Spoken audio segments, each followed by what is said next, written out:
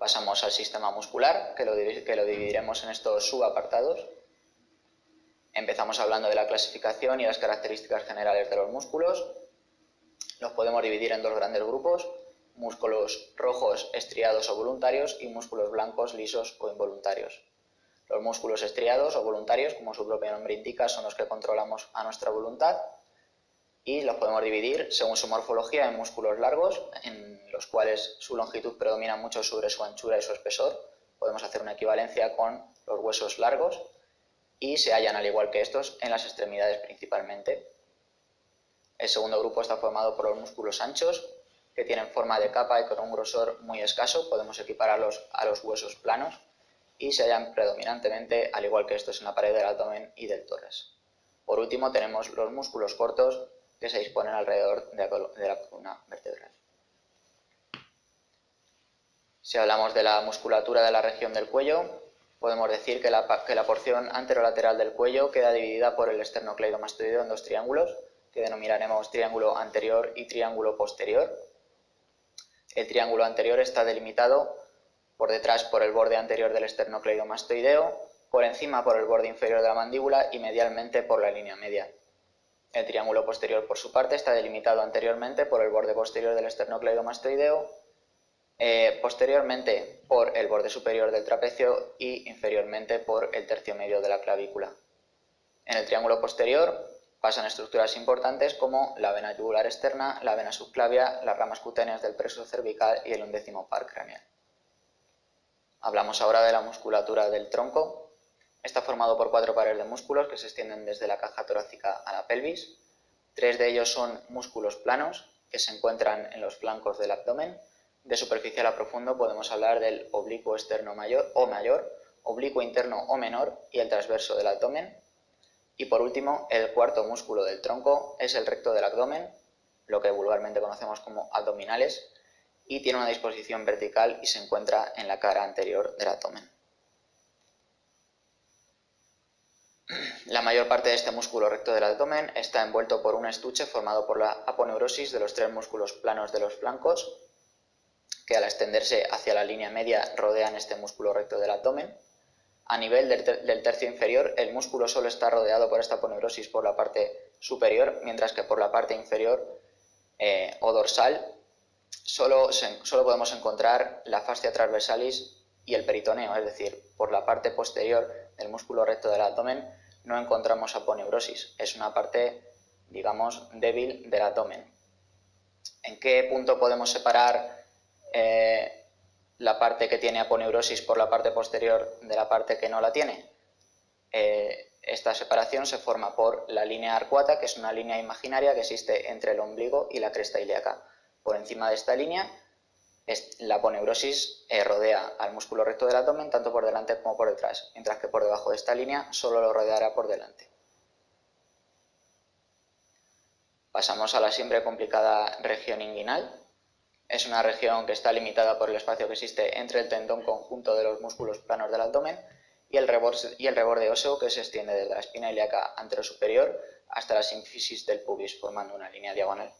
Está dividida en dos mitades por el ligamento inguinal, que es un cordón fibroso que se origina en la cresta ilíaca anterosuperior y se inserta en la sínfisis púbica, separa una parte superior y una parte inferior.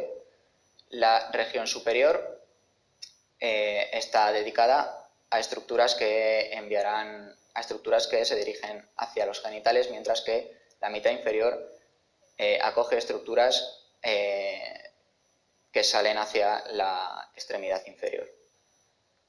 Por esta razón, la parte superior recibe el nombre de región inguino-abdominal y la región inferior se denomina región inguino-crural. La región inguino-abdominal o conducto inguinal está ocupado en el varón por el cordón espermático y en la mujer por el ligamento redondo del útero, y la región inguino-crural o conducto crural se divide a su vez por el arco o cintilla iliopectínea en dos partes. La más lateral es la laguna muscular y la más medial es la laguna vascular.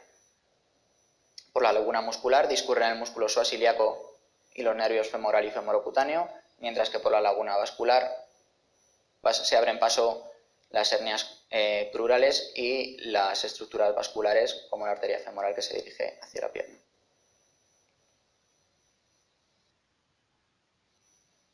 Pasamos a la pared posterior del abdomen. Está formada por 3 grupos musculares. El grupo anterior, formado por el cuadrado de los lomos y el psoas. El grupo medio, formado por la inserción posterior del transverso del abdomen. Y el grupo posterior, formado por los músculos espinales, serrato menor posterior inferior, dorsal ancho y aponeurosis lumbar. Encontramos en esta pared posterior varios puntos débiles por donde pueden abrirse paso las hernias lumbares, como son el triángulo de Petit y el cuadrilátero de Greenfeld. Pasamos a los músculos de las extremidades superiores, al hombro, que es la articulación con mayor rango de movilidad.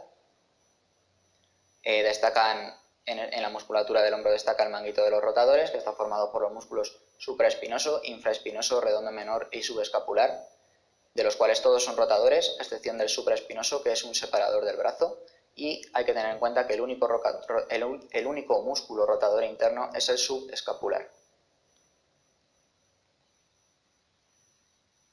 Pasamos al brazo, que tiene numerosos músculos, pero lo más importante es que nos quedemos con la división de músculos flexores que se disponen en la cara anterior del brazo, como son el bíceps braquial y el músculo braquial, y los extensores como el tríceps braquial, que se disponen en la cara posterior del brazo.